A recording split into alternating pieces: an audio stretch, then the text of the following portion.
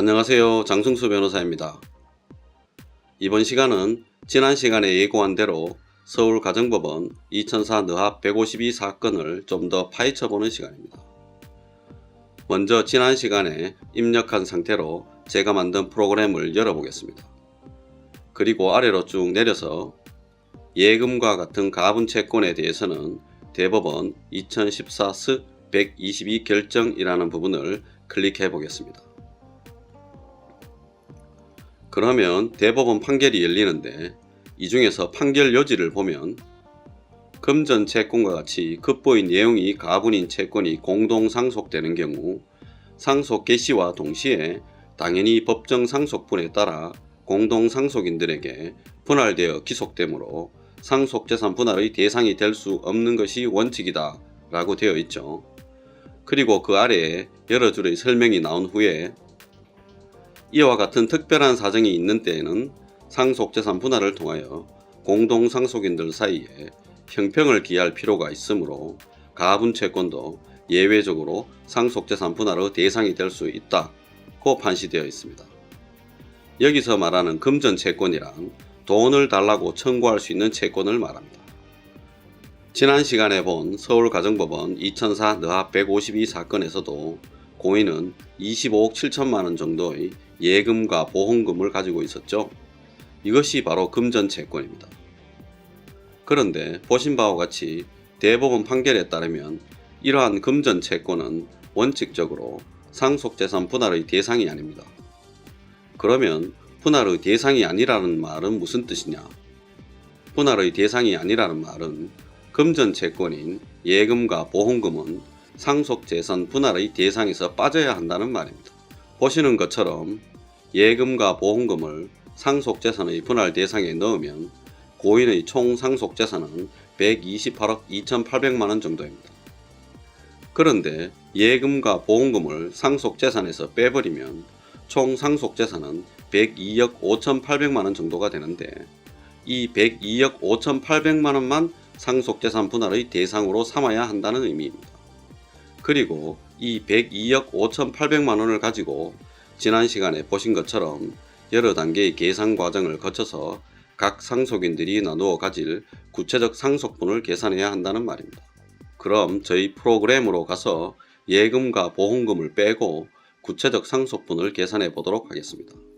나머지 부분들은 지난 시간에 입력한 것과 동일하므로 그대로 두고 현금 기타 재산으로 예금과 보험금을 포함한 111억 9,244만 5,463원이 입력되어 있었는데 이 금액을 예금과 보험금을 뺀 93억 5,829만 6,500원으로 바꾸면 되겠습니다.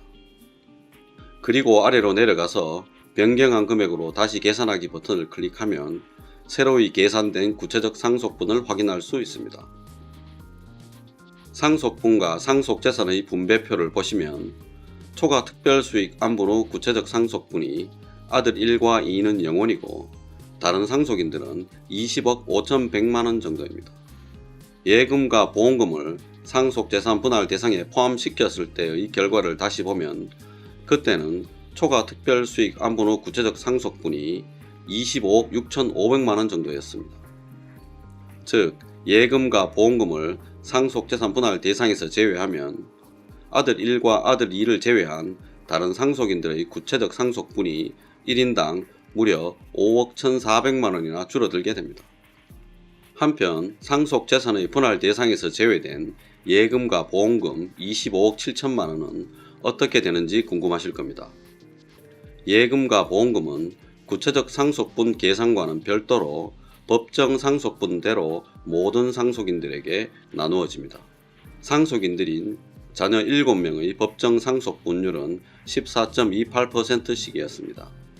이 비율대로 상속인 7명이 예금과 보험금 25억 7천만원을 그대로 나누어 가진다는 얘기입니다.